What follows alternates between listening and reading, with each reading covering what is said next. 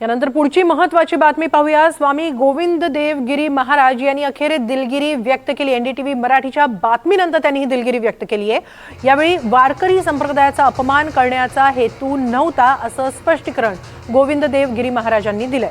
आळंदीमध्ये माऊली ज्ञानेश्वर महाराज यांच्या संजीवन समाधीचं त्यांनी दर्शन घेतलेलं आहे आणि त्यानंतर त्यांनी ही दिलगिरी व्यक्त केलेली आहे।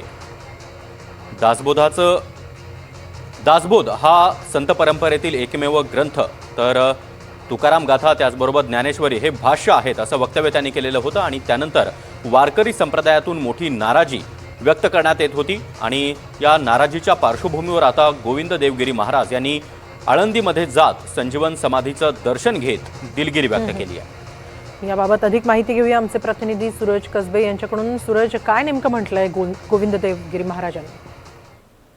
त्यामध्ये आपण पाहिलं तर पुण्यातील एका विद्यापीठामध्ये गोविंदगिरी महाराजांनी एक व्यक्त केलं होतं की दासबोध हा जो ग्रंथ आहे तो इतर संतांच्या साहित्यांच्या समकक्ष असल्याचं त्यांनी म्हटलं। यानंतर वारकरी संप्रदायामध्ये या वक्तव्याचे मोठे पडसाद उमटताना पाहायला मिळत होते। त्यानंतर अनेक वारकरी साहित्याचा जे अभ्यास करतात त्यांनी सुद्धा याबाबत खंत व्यक्त केली होती। अनेक जे संतांचे जे देवस्थान आहेत त्यांनी सुद्धा याबाबत खंत व्यक्त केली असल्याचं पाहायला मिळतं। त्यानंतर मोठ्या आक्रोशाला गोविंदगिरी महाराजांना सामोरे जावं लागत होतं। त्यांनी त्यानंतर एक पोस्टद्वारे आपण या वक्तव्य मागे घेत असल्याचं म्हटलं। त्यानंतर आज त्यांनी सायंकाळच्या सुमारास आळंदी येथील संत ज्ञानेश्वर महाराजांच्या संजीवनी समाधी मंदिरात जाऊन दर्शन घेत आपल्या या वक्तव्याचं प्रायश्चित्त केले असल्याचं पाहायला मिळतं। त्यानंतर वारकरी संप्रदायाच्या गोविंदगिरी महाराजांबद्दल जे काही भावना आहेत त्या काहीशा कमी झाल्या असल्याचं पाहायला मिळतं।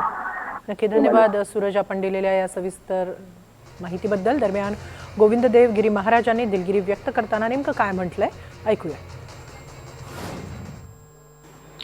विद्यापीठाच्या चर्चासत्राचा विषय ज्ञानोबा ते तुकोबा असा असला तरी तो मराठी भाषा गौरव दिनही होता, म्हणून दासबोधाचा उल्लेख माझ्याकडून झाला। दासबोध हा स्वतंत्र ग्रंथ असं म्हणताना तो इतर ग्रंथांच्यापेक्षा श्रेष्ठ आहे असं मी म्हटलं नाही किंवा अन्य ग्रंथच नाहीत असंही म्हटलं नाही। तो वेगळ्या प्रकारचा ग्रंथ आहे इतकंच मला रचनेच्या दृष्टीनं म्हणायचं होतं। पण विद्वानांनाही हे लक्षात येणं अवघड होऊ लागलं, म्हणून सामान्यातल्या सामान्य भाविकाचा कुठल्याही प्रकारे गैरसमज होऊ नये या दृष्टीनं मी अत्यंत विनयानं माझे शब्द मागे घेतो आणि आपल्या श्री ज्ञानोबांच्यापासनं माऊलींच्यापासनं आरंभ होणाऱ्या संत परंपरेला साष्टांग प्रणाम करीत मी माझ्या प्रमादाची क्षमा याचना करतो। हिंदू धर्माच्या